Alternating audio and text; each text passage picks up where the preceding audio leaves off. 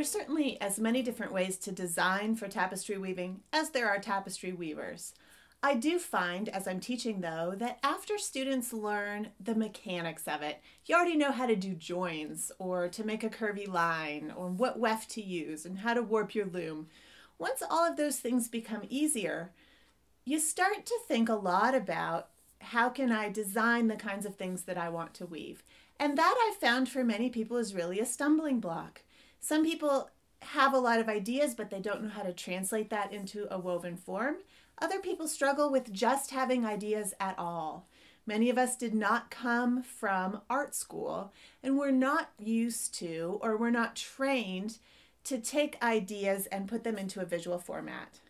Over the last couple years, I've adopted a practice of weaving small things based on either my thoughts or something that I saw in the environment. One of the easiest ways to do this is to have some sort of an inspiration, a color, a shape, a form, something you saw somewhere that you went, maybe on a trip, and translating that into a very simple and small tapestry. I think the key there is that the tapestry be small because it's not intimidating. Put it on a loom that's quick to warp and just play a little bit.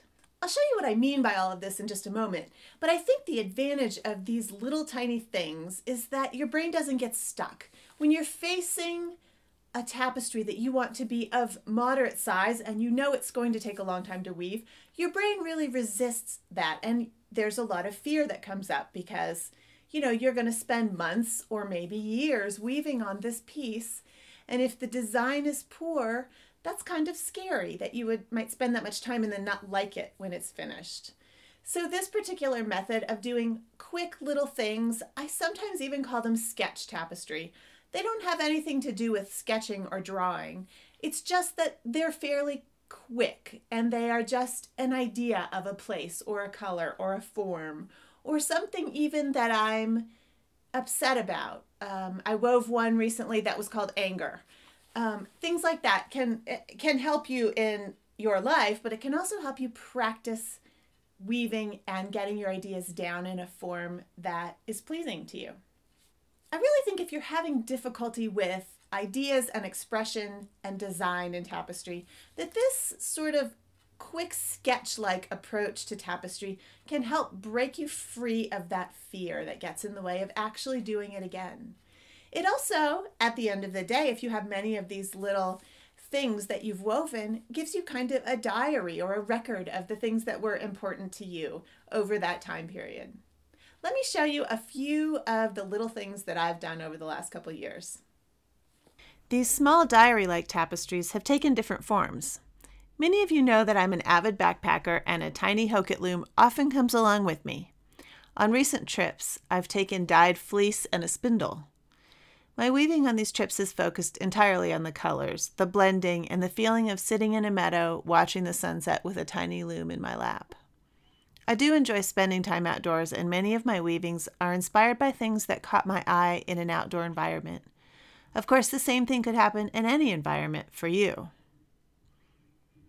I spent a month as a resident artist at Petrified Forest National Park in 2016. This is where I started this idea about weaving quick things from environmental inspiration. What I wove there often came from something small. Maybe it was the color in a piece of petrified wood. Sometimes I was interested in the layers in the rocks or the landscape. In other examples, I wove petroglyphs I found or designs from potsherds.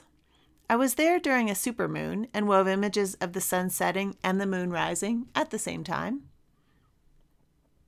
All of these pieces ended up mounted together to 4 panels, but when I started the project, I didn't know if I would make it past day 3. Now I find this sort of exploration of my world important in a consistent and ongoing way. Last year, I spent a few weeks as a resident artist at Hambidge in Georgia. This 2x3-inch piece was inspired by one red leaf still hanging on a tree from the prior fall, surrounded by new growth. I spent some time sitting beside a waterfall and looking at these bluettes. There was far too much detail to weave in such a small piece, so I picked a few elements and this was the result. Weaving in different environments can be fun. I was working on this piece taken from a view at the top of Owen Mountain at Hambidge while sitting by a stream the next day. Over the last few months, I've been weaving another diary, which is fairly far-ranging in content.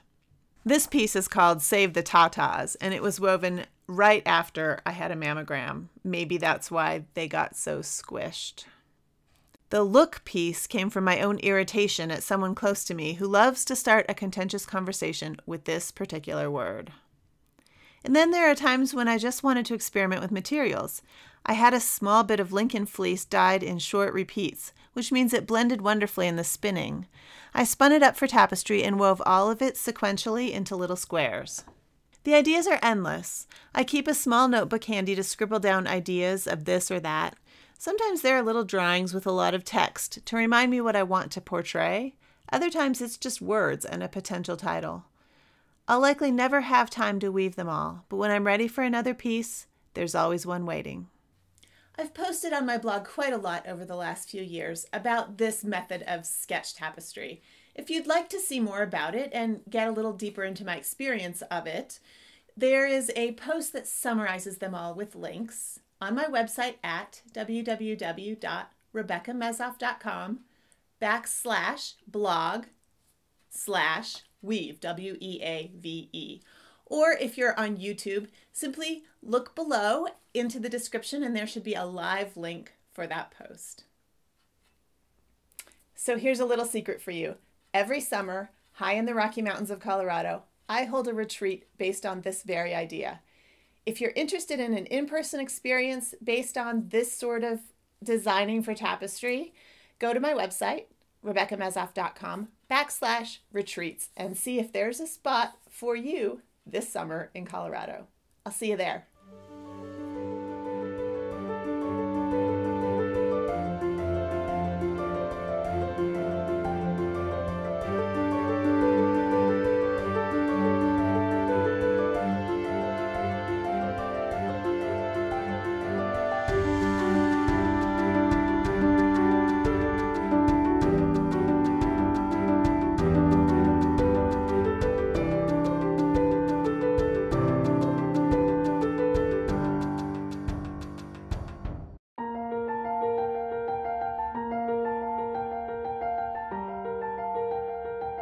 Backsplash weave, www.rebeccamezoff.com/blog, B-L-O-G, /weave. One more time. No backsplash. It's not backsplash. It's backslash.